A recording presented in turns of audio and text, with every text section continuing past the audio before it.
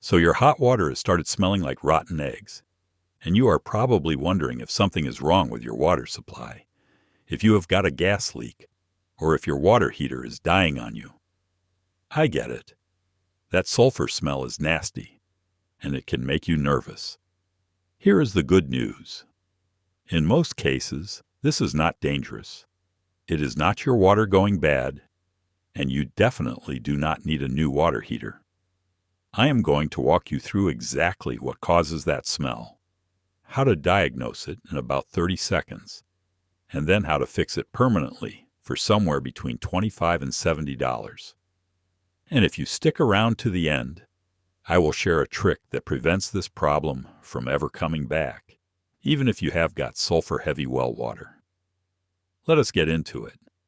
This is one of those problems that sends people into a panic, and honestly, I have seen homeowners spend $1,500, $2,000 replacing a perfectly good water heater because nobody explained what was actually going on inside the tank. Once you understand the cause, the fix is simple, cheap, and something you can absolutely handle yourself in an afternoon. So let us start with what is really happening in there. Here is the science in plain English. Inside your water heater tank, there is a metal rod called a sacrificial anode rod. It is usually made of magnesium, and its whole job is to corrode slowly so your tank does not. It sacrifices itself to protect the steel lining. That is a good thing. The problem starts when your water supply contains sulfate-reducing bacteria. Now, before you panic, these bacteria are harmless to your health. They are naturally present in a lot of water supplies, especially well water, but even some municipal systems have them. These bacteria thrive in warm environments, and guess what is basically a warm, dark, wet incubator? Your water heater tank. So here is what happens. The bacteria feed in that warm water, and they react with the magnesium anode rod. That chemical reaction produces hydrogen sulfide gas, which is the exact compound that smells like rotten eggs. The rod is doing its job protecting the tank, but it is also accidentally creating the perfect conditions for that awful smell. Once you understand that chain reaction, the fix becomes obvious. You either change the rod, kill the bacteria, or both. And that is exactly what we are going to do. First things first, you need to confirm that the smell is only coming from the hot water side. This is your diagnostic step, and it takes about 30 seconds. Go to a faucet in your house, ideally the one closest to your water heater. Turn on the cold water only and let it run for about 15 to 20 seconds. Get your nose right down near the stream and smell it. Then shut off the cold, turn on the hot water only, and do the same thing. If the cold water smells fine, but the hot water smells like sulfur, you have just confirmed that the problem is inside your water heater tank, not in your water supply. That is the telltale sign. The tank is the issue, not the well, not the municipal line, not your pipes. Now, if both hot and cold water smell like rotten eggs, that is a different situation entirely. That means the source is upstream, in your well or your municipal supply, and that needs separate water treatment. But for most people watching this, it is hot side only, and that means we are fixing the tank. Let us move on. Before you touch anything on that water heater, we need to shut it down safely and let things cool off. If you have got an electric water heater, go to your breaker panel and flip the breaker for the water heater to the off position. Confirm it's off. I usually flip it and then go check that the unit is not running just to be safe. If you have a gas water heater, here is what I need you to hear clearly. Do not touch the gas line. Do not touch the gas control valve. Do not mess with the venting. What you're going to do is turn the gas control knob on the front of the heater to the off position, or the pilot position. That is it. The knob itself is designed for homeowners to operate, but the gas line coming into the unit, the fittings, the control valve internals, those are for a licensed professional. Do not go near them. Once the heater is off, you need to let the water cool down. I know that is not what you want to hear, but the water inside that tank can be anywhere from 120 to 140 degrees Fahrenheit, and you are about to drain it. Give it at least 2 hours to cool, or better yet, shut it down the night before, and do this work in the morning. While you are waiting, gather your tools. You are going to need a garden hose long enough to reach a floor drain or your driveway, a 1 1/16 inch socket with a breaker bar or a long ratchet handle, some Teflon tape, a funnel, and a few bottles of 3% hydrogen peroxide, which you can grab at any drugstore. You will also need your new anode rod, which I will talk about in a minute. Now, if this kind of practical plumbing knowledge is something you want more of, I have written a guide called 50 Easy Plumbing Fixes that will save you $10,000. It is packed with repairs you can do yourself this weekend without calling a plumber. Scan the QR code right now or check the first link below. All right, let us continue. Now we are going to drain the tank and pull that old anode rod out. First, shut off the cold water supply valve at the top of the heater. You will see 2 pipes coming into the top of the unit, and the cold side is usually on the right, often marked with a blue ring or a tag. Turn that valve clockwise until it stops. Next, go to the lowest hot water faucet in your house and open it. This relieves pressure in the tank and lets air in so the tank can drain. Now connect your garden hose to the drain valve at the bottom of the heater. Run the other end to a floor drain, a utility sink, or outside. Open the drain valve. The water is going to come out discolored. You might see sediment, rusty-looking water, and honestly, you will probably smell that sulfur smell strong as it drains. That is normal. Let it drain completely. While the tank is draining, locate the anode rod. On most residential water heaters, it is on top of the unit. You will see a hex head, usually about 1 1/16 inches, and it might be hidden under a plastic cap that you can just pop off with a flathead screwdriver. Once the tank is mostly empty, take your 1 1/16 inch socket with a breaker bar and fit it onto that hex head. Now here is the reality. This rod has been sitting in hot water, corroding for years. It is going to be tight. You might need a cheater pipe, which is just a length of pipe you slip over your breaker bar handle for extra leverage. I have also had to use a friend to hold the tank steady while I break it loose. Turn it counterclockwise. Once it breaks free, unthread it by hand and pull it straight up and out. Take a look at it.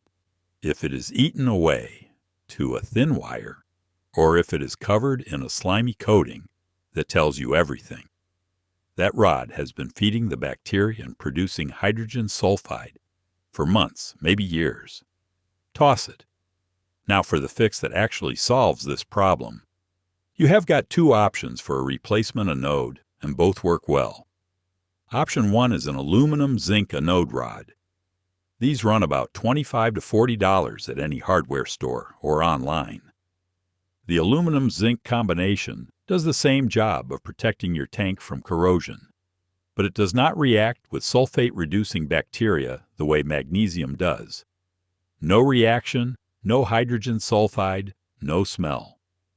When you buy one, make sure you get the right length. Most residential tanks use a rod that is about 42 to 44 inches long. If you have low ceiling clearance above your water heater, look for a flexible or segmented anode rod. These have sections linked together, so you can feed them into the tank without needing 4 feet of clearance overhead. Option 2 is a powered anode rod, also called an impressed current anode. These run about $40 to $70, and they use a small electrical pulse to protect the tank instead of sacrificing metal. Since there is no metal corroding, there is absolutely nothing for the bacteria to react with. These are the gold standard if you have persistent sulfur issues, especially on well water. They do require a nearby outlet to plug into, so keep that in mind. To install either rod, Wrap the threads with 4 or 5 wraps of Teflon tape going clockwise. Thread it into the port by hand until it is snug. Then tighten with your socket about another half turn. Do not gorilla it. You want it tight enough to seal, but you are threading into a steel fitting, and you can damage the port if you go crazy on it. With the new rod installed, it is time to sanitize the tank and kill off the bacteria that are already living in there. A new rod alone will stop feeding the reaction, but if you do not kill the existing bacteria colony, you might still get some residual smell for a while. Here is what works. You are going to use regular 3% hydrogen peroxide, the kind you buy at the drugstore for a couple of bucks a bottle. It is safer than chlorine bleach for this job, and here is why.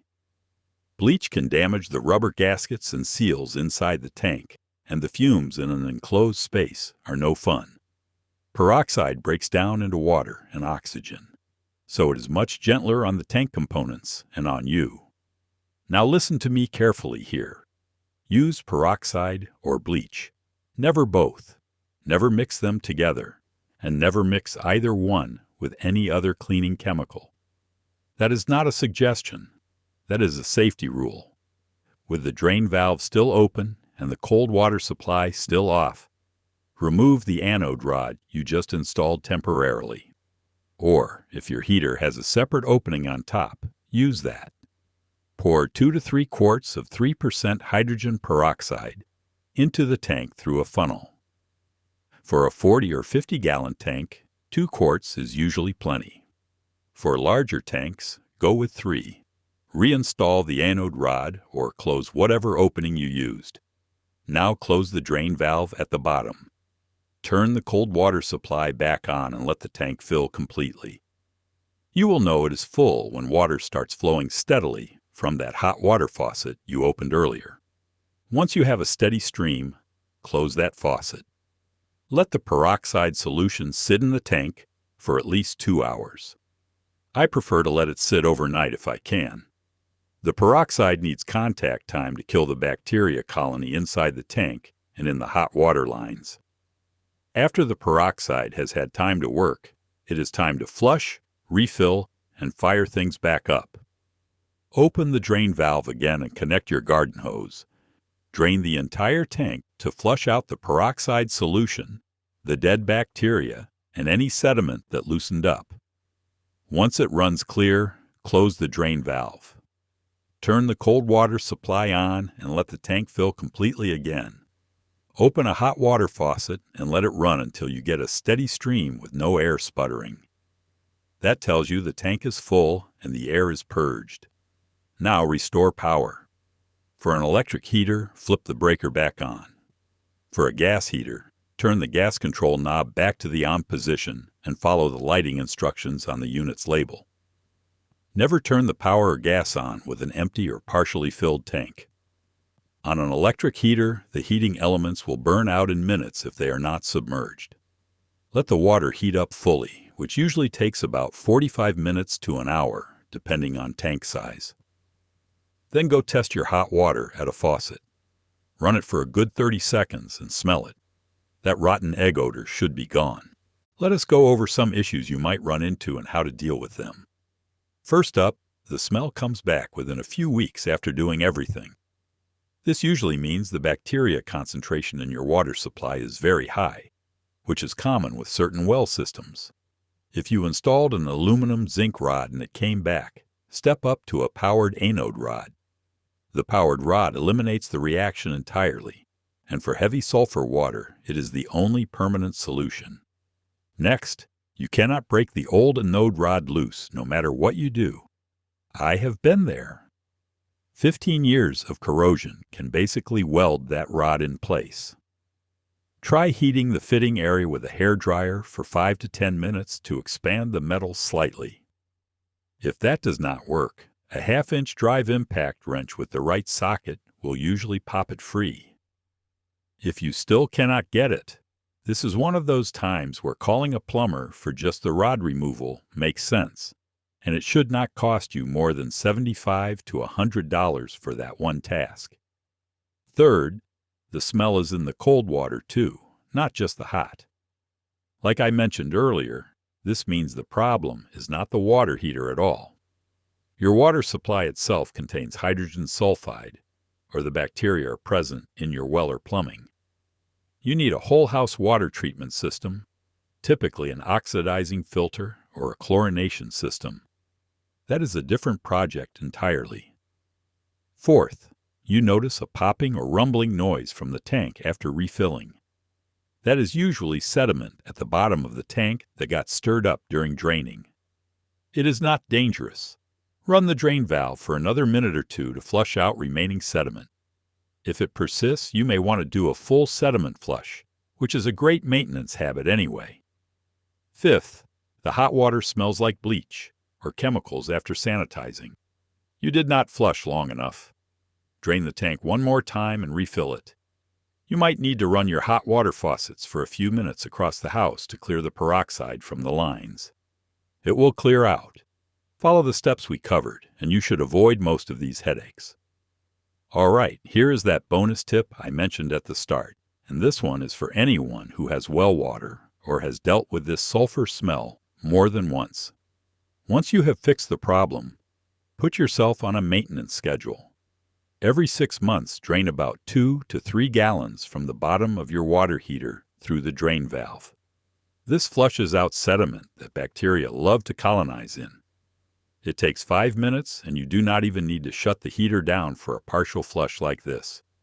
Just connect the hose, open the valve, let a few gallons run out, and close it back up.